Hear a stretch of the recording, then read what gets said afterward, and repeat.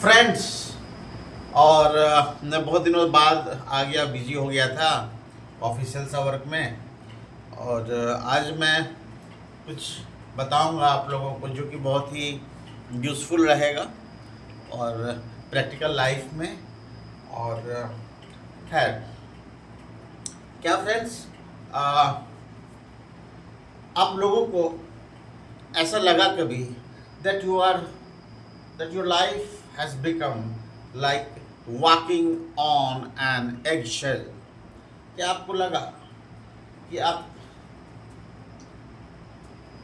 Egg shell के ऊपर move कर रहे हो? एग शेल के ऊपर कभी ऐसा लगा आपको? क्योंकि एग शेल के ऊपर मूव करना बहुत ही मुश्किल काम है। एग शेल पे आप मूव करोगे तो वो ब्रेकअप हो जाएगा, टूट जाएगा, डैमेज हो जाएगा, ब्रेक हो जाएगा। तो कभी आप लोगों को लगा that you are walking on an eggshell? आपको इसका मतलब होता है, इस कोटेशन का मतलब है, इस आइडियम का मतलब है कि आप टिप टो कर रहे हो। ये आप ऐसे कर रहे हो अपना बिहेवियर कि सामने वाला ऑफेंडेड नहीं हो, सामने वाला बुरा नहीं माने। तो इसको बोलते हैं वॉकिंग ऑन एन एक्शेल। तो क्या आपको कभी लगा कि आप दूसरों को खुश करने के लिए आप अपने ओपिनियंस को, अपने थॉट्स को दबा रहे हो? क्या आपको ऐसा फील हुआ कभी? अगर ऐसा फील हुआ फ्रेंड, तो आप एक टॉक्सिक पर्सन के साथ हो। You stay with toxic person, you are in touch with toxic person. अगर आपको लगे that you are walking on an eggshell, that means you are in touch with a toxic person. अगर फिर इसी तरह अगर आप किसी को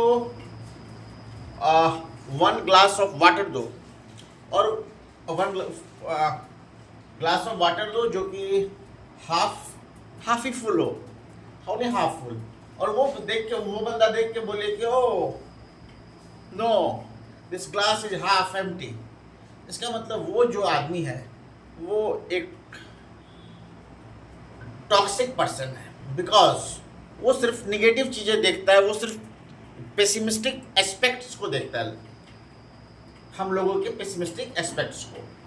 तो अगर ऐसा है, अगर रिलेशन में अगर ऐसा है कि लोग आपको मैनिपुलेट कर रहे हैं, आपके पीछे षड्यंत्र कर रहे हैं, लोग आपको कंट्रोल भी करना चाह रहे हैं, रिमोट कंट्रोल की तरह, ऐसे लोगों को बोलते हैं स्ट्रेट जैकेट। स्ट्रेट जैकेट लोग जो होते हैं वो सिर्फ आपको कंट्रोल करना चाहेंगे, एज इफ कि यू आर रिमोट कंट्रोल। और ऐसे ही लोग, ऐसे ही टॉक्सिक लोग, ऐसे ही टॉक्सिक लोग एनर्जी को ड्रेन कर देते हैं। हमारे जो मेंटल एनर्जी है, फिजिकल एनर्जी है, उस पर ड्रैग की तरह काम करते हैं, एक ड्रैग की तरह, एक ड्रेन की तरह, और हमें हमारी जो पॉजिटिव एनर्जी है उसको सोख लेते हैं। और इसी तरह ऐसे ही लोग होते हैं जो कि टॉक्सिक लोग होते हैं। ऐसे ही लोग, ये लोग क्या करते हैं, वो लोग कभी अपनी गलती को नहीं स्वीकारते हैं। They never admit their guilt, they never never admit their guilt. क्योंकि अगर वो अपनी गिल्ट को ही, अगर कोई आदमी मान ले कि उससे गलती हुई है, तो वो आदमी तो फिर बहुत आगे जाएगा ना लाइफ में। कि मान लेगा कि उससे गलती हुई है तो वो बंदा बहुत आगे जाएगा, स्काई रॉकेट की तरह, है ना। बट लोग मानते हैं नहीं, they don't admit their guilt. ऐसे लोग क्या करते हैं, बोलते हैं कि गिल्टी तुम हो, गिल्टी तुम हो, गिल्टी मैं नहीं, गिल्टी तुम हो। तो ऐसे लोग जो होते हैं ना, दे डेंजरस। और ऐसे ही लोग क्या करते हैं पता है? ऐसे ही लोग करते हैं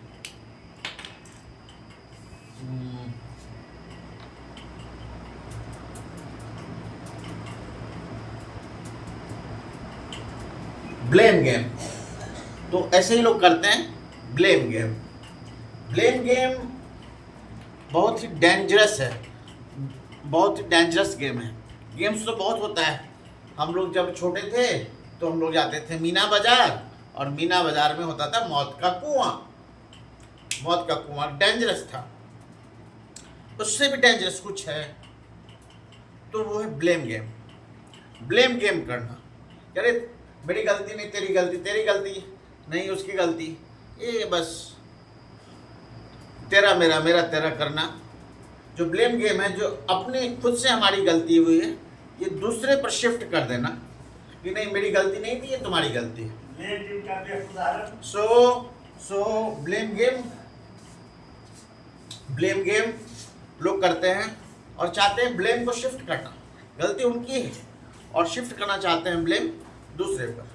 और इसी तरह कुछ लोग होते हैं जो होते हैं, क्या पता है आपको क्या बोलते हैं उनको? उनको बोलते हैं उनको बोलते हैं हम लोग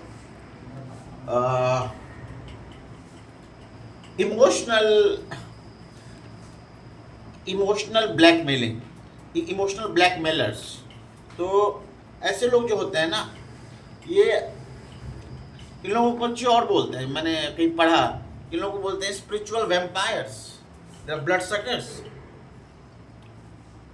not literally, but they drain you out of your energy, they drain you with the limited energy you have, and और ऐसे ही लोग जो टॉक्सिक लोग होते हैं, they play victim card. Victim card खेलेंगे, अरे मेरे साथ ये हो गया, मेरा घाटा हो गया बिजनेस में, मेरा लॉस हो गया, अरे मेरी गलती नहीं थी, दिस दैट ब्ला ब्ला ब्ला। तो ऐसे लोग भी होते हैं, और ऐसे लोग भी टॉक्सिक पर्सन होते हैं। कुछ लोग होते हैं जो जे टाइप होते हैं, जे जेलस जजमेंटल। तो जेलस जजमेंटल लोग को किसी का आई कैन से कि लोगों को किसी का शोहरत नहीं दिखता है, शोहरत। और जब लोगों को किसी का शोहरत नहीं दिखता है, किसी की तरक्की पसंद नहीं आती है, कोई आदमी उठकर नीचे से ऊपर तक पहुंच गया, कोई आदमी शून्य से शिखर तक पहुंच गया, किसी के गुर्बत के दिन थे और वो शोहरत को चूम रहा है अब, तो लोगों को बर्दाश्त नहीं होता है, लोगों को नहीं होता। सोसाइटी में मैक्सिमम लोग ऐसे ही हैं, लोगों को बर्दाश्त नहीं होता है, सो दे गेट जेलस। अब जेलस हो गए, अब खुद कैसे बोलेंगे कि मैं जेलस हूँ, मुझे तुमसे जलन है, मुझे तुमसे ईर्ष्या है, मुझे तुमसे मत्सर है, मुझे ईर्ष्या है, मुझे जेलसी, कैसे बोलेंगे कि मुझे ईर्ष्या है? लोग नहीं बोलेंगे। अब तो फिर क्या होगा? ऐसे लोग बोल नहीं सकते हैं कि भाई मुझे ईर्ष्या है तुमसे, मुझे जेलसी है तुमसे। तो ऐसे लोग जज बन जाते हैं सुप्रीम कोर्ट के। हाँ, वो लोग चीफ जस्टिस बन जाते हैं। वो बोलेंगे, वो जजमेंट देंगे, अरे ये आदमी घमंडी है, हम लोग से बात भी नहीं करता है, ये जो आदमी है इसको थोड़ा सा पैसा है और ये थोड़ा घमंडी है, या ये जो आदमी है ये आदमी हमारे लिए ठीक नहीं है। तो ऐसे लोग भी होते हैं। तो ये लोग जजमेंट पास करते हैं, क्योंकि जेलस को लोग जेलस जो है फीलिंग, उसको चैनल कैसे करेंगे अपने माउथ से कि अरे यार I am jealous, I became jealous of you, I became green eyed for you, I became jealous, so I envy you. तो लोग ऐसा नहीं बोलेंगे ना, तो वो जजमेंट पास करेंगे। तो ऐसे जो लोग होते हैं ना फ्रेंड्स, ऐसे ही जो लोग होते हैं इनको बोलते हैं टॉक्सिक पर्सन। और टॉक्सिक पर्सन बहुत खतरनाक, सांप से ज़्यादा खतरनाक, कोबरा से ज़्यादा खतरनाक। ऐसे लोग शेषनाग से भी ज़्यादा खतरनाक। शंकर भगवान को देखते हैं हम लोग, एक ही स्नेक गले पे रहता है, उससे भी ज़्यादा खतरनाक। विष्णु भगवान तो हजारों स्नेक 1000 तो नहीं थे, काउंट नहीं कर पाया मैं, और जितने भी थे 10-15 स्नेक होंगे एक साथ क्लब होके, तो वो लोग तो उससे भी ज़्यादा खतरनाक ह्यूमंस हैं। और ह्यूमंस में क्या प्रॉब्लम मैं बताता हूँ जो स्नेक्स में नहीं है। अगर स्नेक्स का जहर निकाल दो, स्नेक्स के फैंग्स में जो पॉइजन होता है उसे निकाल दो, तो फिर snake you can play with you. If you can play then at least they won't be dangerous. But होता क्या है कि ह्यूमन के किसी भी ग्लैंड में, ह्यूमन के किसी भी ग्लैंड में कोई पॉइजन नहीं होता है। पॉइजन तो होता नहीं है। पॉइजन होता कहाँ है? पॉइजन होता है माइंड में, पॉइजन होता है थॉट्स में, पॉइजन होता है वर्ड्स में, पॉइजन होता है ओपिनियंस में, पॉइजन होता है बिहेवियर एटीट्यूड में। और जब एटीट्यूड बिहेवियर में होता है पॉइजन, तो उसको नहीं हटाया जा सकता है, उसको नहीं हटाया जा सकता है। That's very very difficult. वो नहीं सुधरेगा, इतना आसान नहीं है। तो हम लोग इतने भी महान नहीं हैं कि हम लोग जो एक स्नेक लाइक क्रिएचर है उसके जो पॉइजनस थॉट्स रखे हुए, हम लोग उतने महान नहीं हैं कि हम लोग उसको चेंज कर सकें। तो सिंपल सा है, रास्ता अलग अलग कर लो। Be apart, be separate and enjoy your life, because life is limited. और टॉक्सिक पर्सन से हम लोगों को बच के रहना है। और ज़्यादा क्या कहूँ, इमैनुअल कांट बहुत बड़े फिलोसोफर थे, थिंकर थे, जर्मन थिंकर थे। उन्होंने कहा था, उन्होंने अपना मोरालिटी का उन्होंने एक, लोग बोलते हैं कि मोरालिटी फेथ पे बेस्ड होना चाहिए, पहले था। इमैनुअल कांट ने कहा कि नहीं, मोरालिटी जो है वो किस पे होनी चाहिए? बेस्ड रीजन पे। इसको बोलते हैं हम लोग कैटेगोरिकल इम्पेरेटिव के अंदर आता है ये सब। तो उन्होंने कहा कि रीजन पे बेस्ड होनी चाहिए मॉरल रूल्स, जो मोरालिटी के रूल्स हैं, रेगुलेशंस हैं, वो रीजन पे, लॉजिक पे बेस्ड होनी चाहिए, रीजन्स पे। तो कांट, कांट ने कहा, इमैनुअल कांट ने, कि पीपल